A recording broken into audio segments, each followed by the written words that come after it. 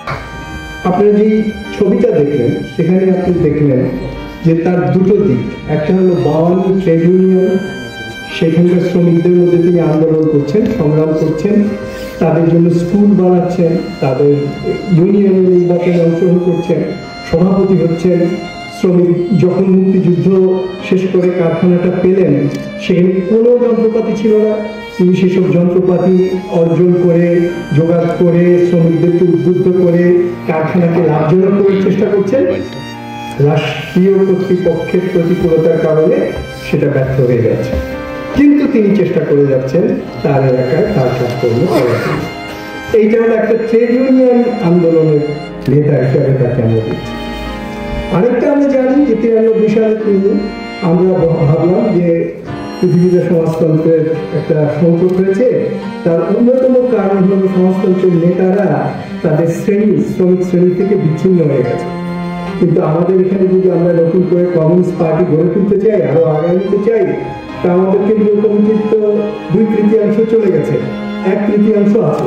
সেই 1/3 সঙ্গে আমরা একটা শ্রমিক শ্রেণী থেকে আগত একটা নেতাকে যদি যুক্ত করতে পারি তাহলে লাভ হয়। তো আমরা ওই 1/3 শ্রমিক শ্রেণী অন্য যারা কখনো ছিল কমিউনিস্ট পার্টিতে মিলে আমরা 93 সালে শহীদুল্লাহ চৌধুরীকে সভাপতি বানালাম কমিউনিস্ট পার্টি। তাহলে তার আরেকটা রোল হচ্ছে কমিউনিস্ট পার্টি। এখন এইখানে একটা জিনিস তার ইয়েতে যদি আপনি দেখেন, তার ছবিতে তার বক্তব্যটা যদি আপনারা আমার মনে করেন যে ছোটবেলায় আমি ছোটদের অর্থনীতি করেছি, ছোটবেলা তরুণ বয়সে ছোটদের অর্থনীতি, ছোটদের রাজনীতি করে আমি থিওরি অফ সারপ্লাস ভ্যালু, উদ্বৃত্ত মূল্যের তত্ত্ব শিখেছি। এবং আমি জানি যে দুনিয়াব্যাপী বাংলাদেশের শ্রমিক, আওয়ামী লীগপন্থী শ্রমিক, কমিউনিস্টপন্থী শ্রমিক, ইসলামী ছাত্র শিবিরপন্থী শ্রমিক, সকল শ্রমিক তাদের মূল সমস্যা হচ্ছে তাদের উদ্বৃত্ত মূল্যের মালিকানা তারা পায় না, সেটা নিয়ে যায় মালিকরা। এবং মালিকরা রাষ্ট্রকে দখল করে রেখেছে, সুতরাং মালিকদেরকে সরিয়ে শ্রমজীবীদের একটা পার্টি তৈরি করে তাকে রাষ্ট্র ক্ষমতা দখল করতে হবে।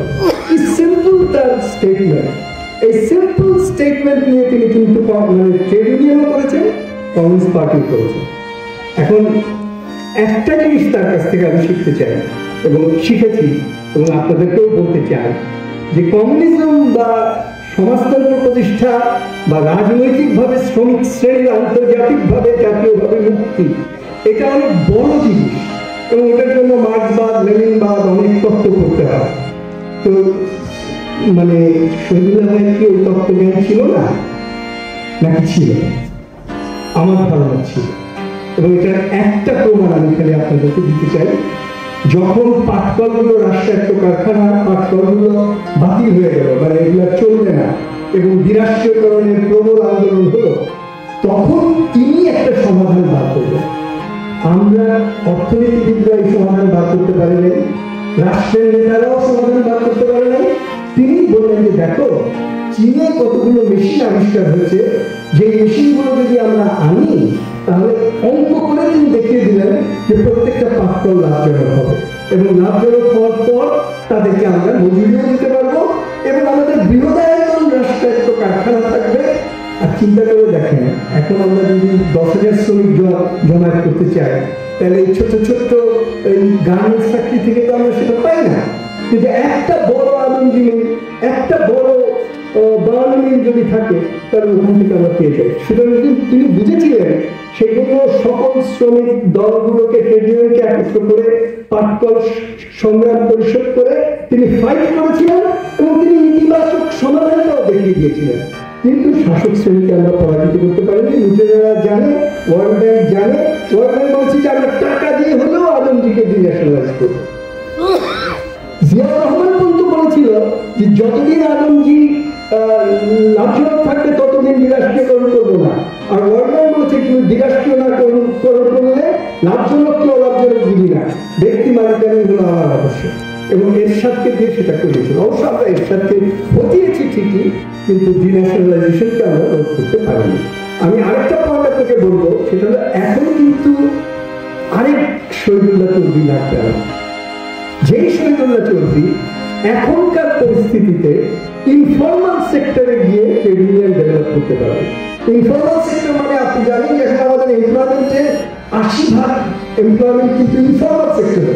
এই ইমারত, তারপর অন্যান্য নানা রকম ছোট সেখানে কোনো ফর্মাল ট্রেড ইউনিয়ন দায়িত্ব নাই। এই 80% শ্রমিককে আমরা কেন্দ্রে করে রিক্সা ভ্যান ইত্যাদি, যদি আমরা ওখানে একবার ঢুকতে পারি, সেই শক্তিটাকে যদি আমরা আমাদের রাজনীতিতে নিয়ে আসতে পারি এবং কমিউনিস্ট পার্টি যদি শ্রমিক পার্টিতে পরিণত করতে পারে এবং শহীদুল্লাহ চৌধুরীর মতো একটা নতুন শহীদুল্লাহ চৌধুরী ওখান থেকে এসে নেতৃত্ব গ্রহণ করে, চিন্তা করে দেখেন আজকে যে কোনো আন্দোলনে আমরা 10,000 লোক ঢাকা শহরে নামাতে পারছি এবং নামিয়ে আমরা প্রতিক্রিয়াশীল পদক্ষেপগুলোকে আটকে দিচ্ছি।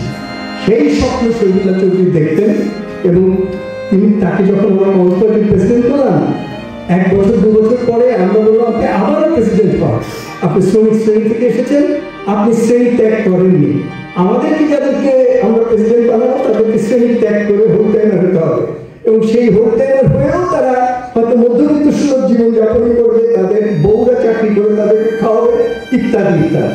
কিন্তু আপনি যদি হন, আপনি শ্রমিক শ্রেণী থেকে এসেছেন, আপনার অর্গানিক শ্রমিক শ্রেণীর নেতা, সেটা অনেক লাভজনক। তখন উনি কি বলেছিলেন? উনি বলেছিলেন যে আমি হতে রাজি আছি, কিন্তু আমি তো টাকা জোগাড় করতে পারবো না, মধ্যবিত্তরা টাকা জোগাড় করতে পারবে, সুতরাং আমি চলে যাবো, অন্যরা আসে। আর আমি মনে করি যে এটাও আমাদের নতুন করে ভাবতে হবে যে যে টাকা জোগাড় করতে পারবে তাকে নেতা বানাবো, তাহলে তো আর গরিব মানুষের পার্টি তৈরি হবে না। সুতরাং আমি আজকে শহীদুল্লাহ চৌধুরীকে কিন্তু তার কাছ থেকে আমাদের শিখতে হবে যে কতখানি বিনয়ী হলে, কতখানি শ্রমিক দরদী হলে একটা মানুষ নিজের পদ, নিজের সম্মান, নিজের গর্বের চেয়েও যেটা পার্টির জন্য ভালো, যেটা মানুষের জন্য ভালো, যেটা শ্রমিকের জন্য ভালো, সেটার জন্য আত্মত্যাগ করতে প্রস্তুত হয়। তাকে অনেকে ভুল বুঝেছে, অনেকে তাকে অভিযোগ করেছে তিনি আওয়ামী লীগ প্রীতি আছে, অমুক প্রীতি আছে, সবাইকে মিলে উনি ট্রেড ইউনিয়ন করতে চান। তিনি আসলে বিপ্লবী ট্রেড ইউনিয়ন না, আমি মোটেও তা মনে করি। তিনি একটা সময় দেখেছেন সারা জীবন দুনিয়ার মজদুর এক হোক এবং মজদুরদের একটা পার্টি তৈরি হোক, শোষণের অবসান হোক, সাম্যবাদের দিকে পিছিয়ে এগিয়ে যায়। আমি সেই জন্য তাকে আবার লাল সালাম জানাই, পার্টির পক্ষ থেকে জানাই, ব্যক্তিগত পক্ষ থেকে জানাই, দুনিয়ার শ্রমিকদের পক্ষ থেকে জানাই। ধন্যবাদ, লাল সালাম, শহীদুল্লাহ চৌধুরী।